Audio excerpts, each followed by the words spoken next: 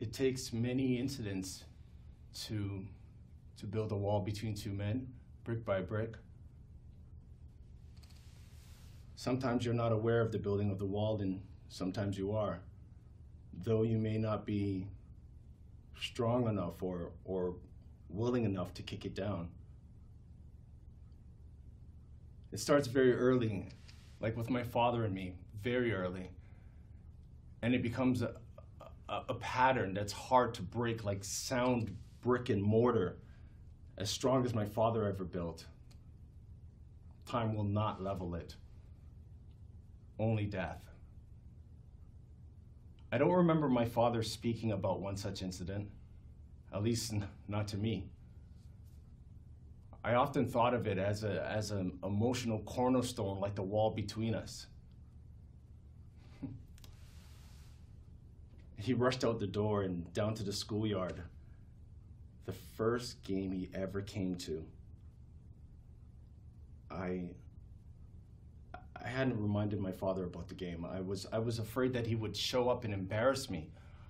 12 years old and ashamed of my old man, ashamed of his dialect, his dirty overalls, his bruised fingers with the dirt under the nails, and his teeth as yellow as old ivory. Most of all, his lunch pail, the symbol of the working man. No, I wanted him to be a lawyer or a doctor, or at least a fireman, not a carpenter. That wasn't good enough.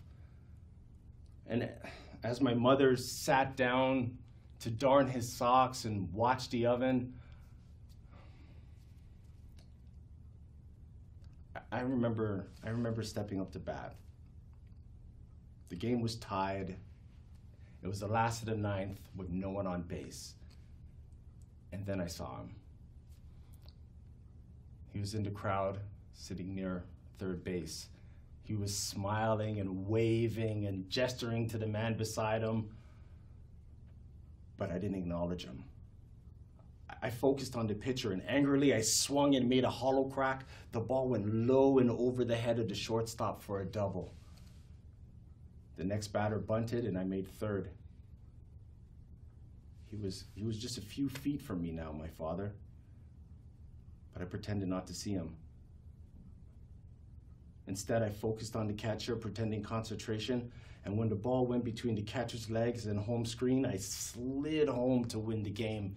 He was jumping up and down, showing his teeth. He was excited as hell.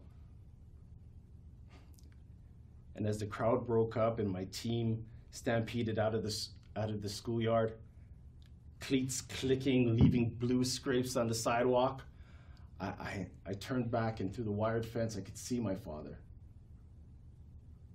on the now empty bench, hunched over, staring at the cinders at his feet.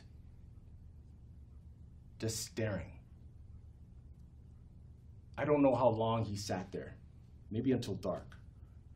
I do know he never came to another game. And at home, he never mentioned the game or even being there.